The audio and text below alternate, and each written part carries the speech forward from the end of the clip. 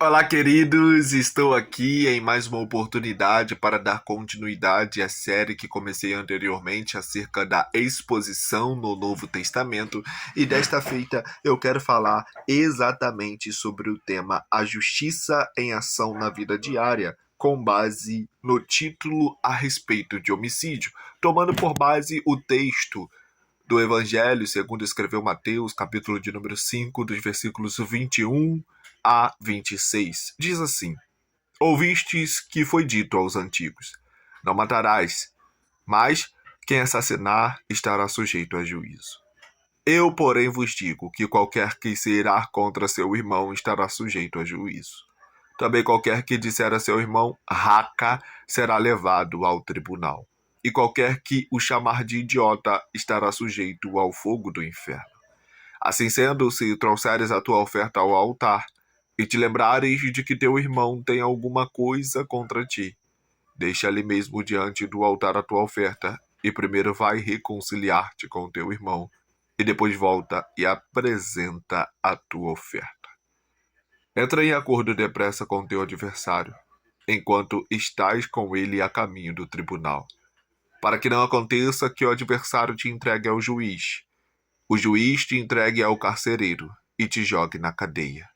Com toda certeza, afirmo que de maneira alguma sairás dali, enquanto não pagares o último centavo. Nós estamos situados em um capítulo que é um capítulo repleto de ensinamentos que são necessários e cardeais para a saúde da vida cristã.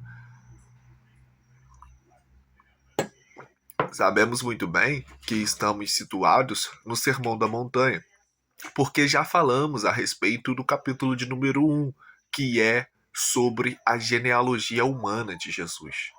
No capítulo de número 1 também falamos a respeito da genealogia divina de Jesus.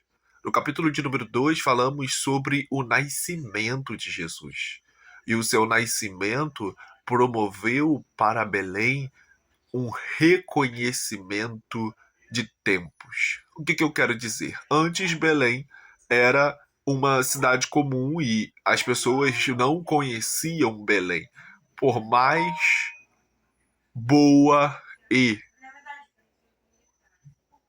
por melhor produção que ela poderia proporcionar, mesmo que fosse considerada o lugar do pão. Nesse momento, Belém não tinha o reconhecimento necessário. E porque não tinha o reconhecimento necessário, nós somos sabedores de que Belém é uma antes do nascimento de Jesus e Belém é outra depois do nascimento de Jesus. O que eu quero dizer é que Belém ficou conhecida como o local do nascimento de Jesus. Belém ficou conhecida como o local do nascimento do rei dos judeus. Belém ficou conhecida como o local que nasceu o Salvador do mundo. Belém ficou conhecida como o local que nasceu o Cordeiro de Deus numa manjedoura. Ele nunca foi recebido bem na terra. Em primeiro lugar, ele nasceu de uma linhagem pecaminosa, de uma linhagem que tinha muitas falhas e que ao mesmo tempo tinha muita fé e que apontava para a necessidade de Jesus Cristo nascer, de Jesus Cristo crescer, de Jesus Cristo se desenvolver, de Jesus Cristo exercer o seu ministério, morrer pelos nossos pecados, ressuscitar e ser glorificado. No capítulo de número 2, nós vemos os presentes que os magos tributam a Jesus. Nós vemos que Jesus tem a reverência devida e a adoração devida da parte dos magos. Os magos se comprometem em adorar a Jesus. Eram considerados astrólogos e cientistas que, com base no que nós conhecemos ser ações, e não somente ações, como técnicas que eles o tinham, somos conhecedores de que eles tinham e necessitavam de aspectos pelos quais trabalhavam diariamente para que eles chegassem ao destino. E eles sonharam, e através da estrela que pairou no céu, eles foram até Jesus, adoraram Jesus. E não somente adoraram Jesus, como deram presentes a Jesus. E eles foram se comunicar com Herodes acerca do que aconteceu. E o que aconteceu foi o nascimento do Salvador do mundo. E aí Herodes decide matar Jesus, porque ele não suportava a ideia de haver outro rei dos judeus. No capítulo de número 3, nós vemos que João Batista aparece no deserto da Judéia e começa a pregar a respeito do batismo nas águas e a necessidade de, após o batismo nas águas, haver o reconhecimento de que Jesus era o Cordeiro de Deus. Nós vemos que no capítulo de número 3 há o nascimento do ministério de Jesus. E nós vemos que Jesus é batizado, o Espírito Santo desce sobre ele em forma corpórea de pomba, e o Pai diz: "Este é o meu Filho amado, em quem me comprazo." No capítulo de número 4, Jesus inicia o seu ministério. Inicia o seu ministério depois de se submeter a nascer, a crescer, a ser chamado de Nazareno, a ser abusado, a ser esbofeteado, a sofrer calúnias, a passar pelo processo de 30 anos em Nazaré, sendo considerado um nazareno, sendo considerado um judeu que, para os judeus de classe alta, era exatamente um judeu que era misturado e que não tinha qualidade pura. Jesus foi reconhecido como Nazareno. Jesus se submeteu a ser batizado por João Batista. Jesus foi abençoado pelo Espírito Santo e por Deus Pai. E depois disto, Jesus iniciou o seu ministério, pregando, ensinando, ministrando operações miraculosas. E no capítulo de número 5, ele sobe ao monte, fala das bem-aventuranças, fala a respeito da produção que todos os cristãos devem produzir. Ele fala a respeito do versículo-chave do Sermão da Montanha, que é exatamente: "Porque vos digo que, se a vossa justiça não exceder a dos escribas e fariseus, de modo nenhum entrareis no reino dos céus." Porque os fariseus tinham um compromisso de fazer tudo o que a lei mandava com exatidão, a fim de que as pessoas os enxergassem como certas, mas os seus interiores estavam podres, com intenções de autopromoção, com intenções de serem adorados, com intenções de serem glorificados pelos homens. E Jesus está dizendo para os discípulos e para os apóstolos: se a justiça de vocês não for superior à justiça dos fariseus, em vão é a sua justiça, em vão é aquilo que você faz, porque o Antigo Testamento, ele condenava ações, o Novo Testamento condena intenções. Se tiver ação com intenção ruim, é desproveitoso e não vale a pena fazer. A intenção do coração para Jesus é mais importante. E é por isso que ele diz no versículo de número 21: "Ouvistes o que foi dito aos antigos: não matarás, mas quem assassinar estará sujeito a juízo. Eu, porém, vos digo que qualquer que se irá contra seu irmão estará sujeito a juízo." Também qualquer que disser a seu irmão raca será levado ao tribunal, e qualquer que o chamar de idiota estará sujeito ao fogo do inferno. Assim sendo, se trouxeres a tua oferta ao altar e te lembrares de que teu irmão tem alguma coisa contra ti, deixa ali mesmo diante do altar a tua oferta e primeiro vai reconciliar-te com teu irmão e depois volta e apresenta a tua oferta. O que Jesus está dizendo é: o Antigo Testamento condena a ação de você matar alguém. E se você matar alguém, você vai ser morto porque matou alguém. É vida por vida, mão por mão, dente por dente, olho por olho e pé por pé. Não, eu estou dizendo, se a tua intenção do teu coração é matar o teu irmão com palavras espiritualmente, emocionalmente e moralmente,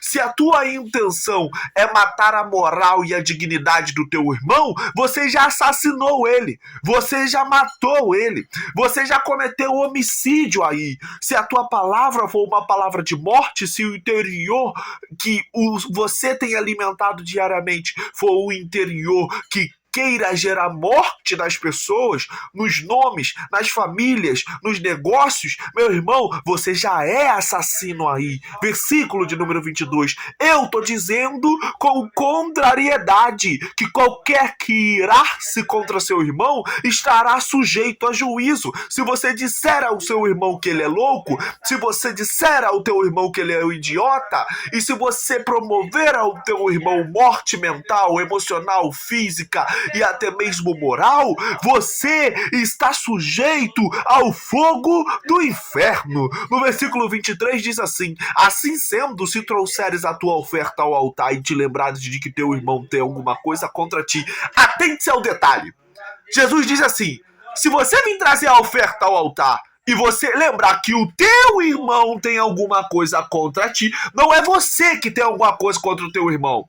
É que o teu irmão tem alguma coisa contra ti. Se você souber que o teu irmão tem alguma coisa contra ti, se você souber que ele alimenta coisas ruins dentro do teu contra ti, se você souber que ele fala mal de ti, que ele tem maldade contigo, deixa a tua oferta ali, vai te consertar com teu irmão e depois você volta para dar a oferta. O que Jesus está dizendo é: você precisa demonstrar para ele que quem é o diferente é você.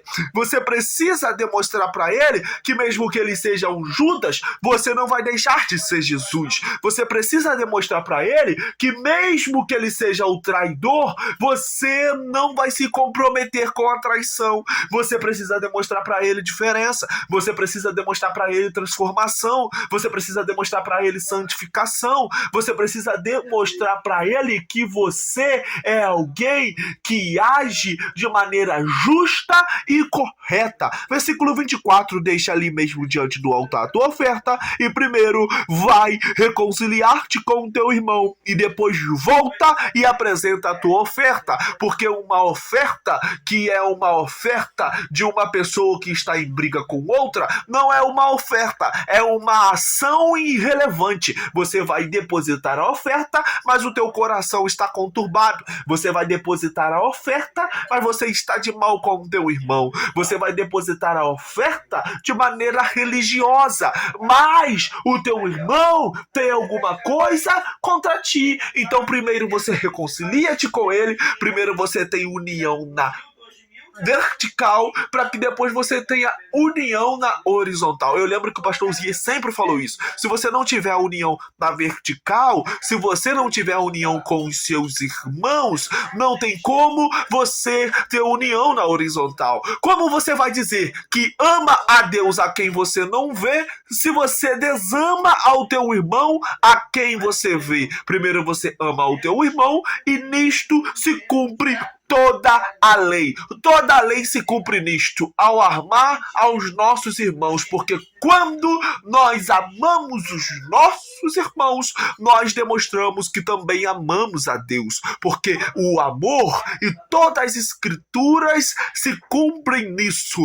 que amemos uns aos outros. O nosso amor pelos nossos irmãos demonstra o amor que temos por Deus. Versículo 25, vem comigo.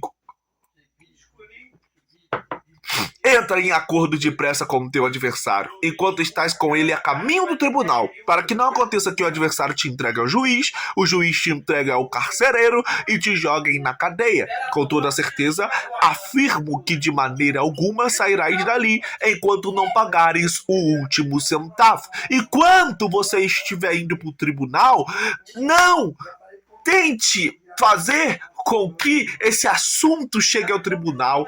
Primeiro, você se reconcilia com o teu irmão. Se for um caso necessário que você se reconcilie com o teu irmão, você se reconcilia com o teu irmão antes de levar esse caso para a justiça. Porque lá na justiça se dará um mau testemunho.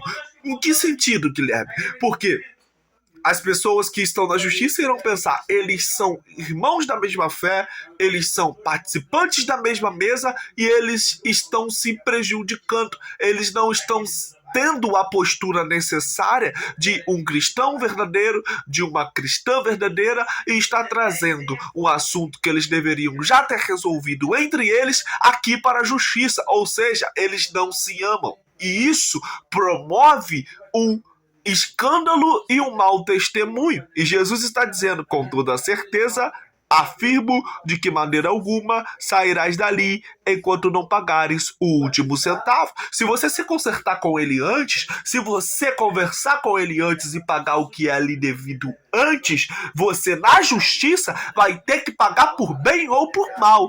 E lá você vai ser uma pessoa que vai causar um mau testemunho pela desunião que vocês estão demonstrando. Essa é a mensagem a respeito do que falamos. A justiça em ação na vida diária, com título de homicídio. Amanhã eu falarei da justiça em ação na vida diária, com o título de adultério. Deus abençoe a sua vida, a sua casa e a tua família. Te espero por aqui.